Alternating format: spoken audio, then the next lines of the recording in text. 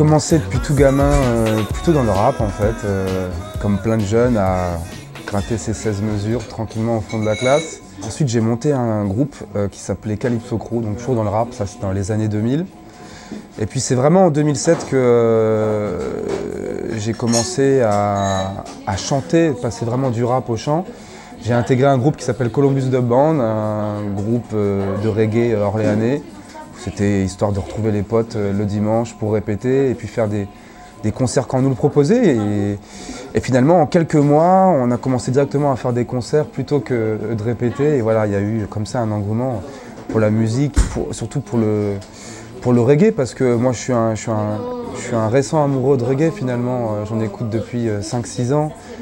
Tout le monde connaît plus ou moins ces classiques, mais j'étais vraiment un enfant du rap, quoi. Mon père est noir, il est né à Pointe-à-Pitre, il est antillais et ma mère est parisienne. J'écoute de la musique depuis tout gamin, mais mes parents m'ont influencé de plein de styles différents. Et puis je suis aussi un peu l'enfant du métissage, donc voilà, avec plusieurs cultures, plusieurs influences qui viennent de partout. Et j'ai commencé l'écriture en rappant, tout simplement, mais c'est pas... Je pense que cette notion de chanson, elle a vraiment commencé à prendre de la dimension lorsque j'ai fait du reggae finalement.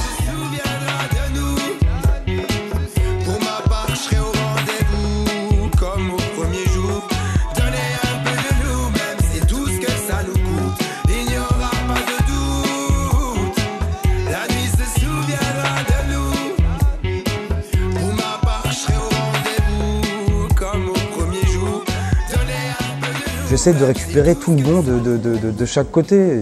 Le côté chaud, le sincère, pardon, le fait de chanter avec le cœur, et puis essayer de chanter aussi des choses qui nous tiennent à cœur. Et puis aussi cette envie de chanter avec la langue que je maîtrise le mieux, en l'occurrence la langue française. Donc voilà, c'est un exercice pour moi de chanter en français et d'essayer de faire de belles chansons. Ma volonté, c'est juste faire découvrir ma musique. Aujourd'hui, dans le reggae, force est de constater qu'il y a très peu de visibilité en termes de communication. C'est assez difficile d'avoir une notoriété juste en faisant des concerts. Il faut que tes chansons passent en radio, que tes versions soient clippées, voilà, que tu rentres dans une espèce de réseau qui n'existe pas forcément lorsque tu es en indépendant. Du moins qui n'est pas à ta portée lorsque tu es indépendant. Moi aujourd'hui, je commence à être bien entouré, j'ai une équipe de super musiciens qui m'accompagnent et qui comprennent ma musique. Il y a des personnes qui sont là aussi pour essayer d'accompagner mon booking, la recherche de dates, mais c'est assez difficile.